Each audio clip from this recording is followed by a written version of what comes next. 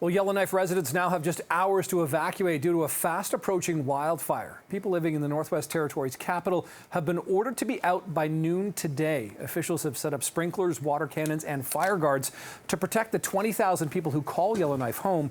Convoys of vehicles have been steadily leaving for hotels and evacuation centers in Alberta. So for the latest on the situation in Yellowknife, we're joined live by CTV's Bill Fortier.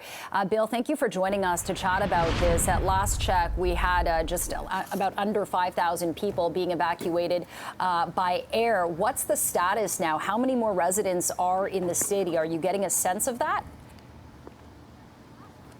I mean, it's pretty empty, for sure. It's fairly eerie here. You'll see the occasional car going by, but you know, we're in downtown Yellowknife, and it's fairly eerie. It's fairly surreal. It's pretty empty. We saw the highway was very busy yesterday during the day. By evening, it wasn't quite as busy, and today, you know, we'll see. But I suspect most of the population has already left. There's certainly a few people still lingering, hanging around. They have until noon Mountain Time today to leave under the evacuation order. But it feels like a very large portion of the population of 20,000 here have already left. So, Bill, we've heard the talk about the fire guards, the sprinklers, et cetera, you know, to sort of try and protect the city. What is that effort going to look like once the people leave? I mean, how much more can they do to try and, you know, barricade from this, you know, incredibly fast and strong fire?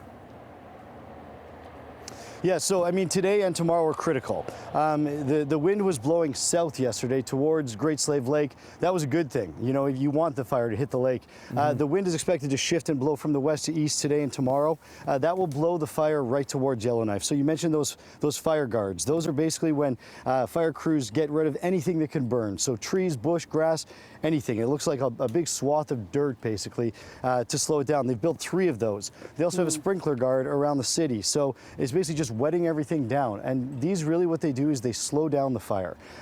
That's all they can really do with a fire this size. This thing has already burnt, you know, 2.5 times the size of the city of Toronto.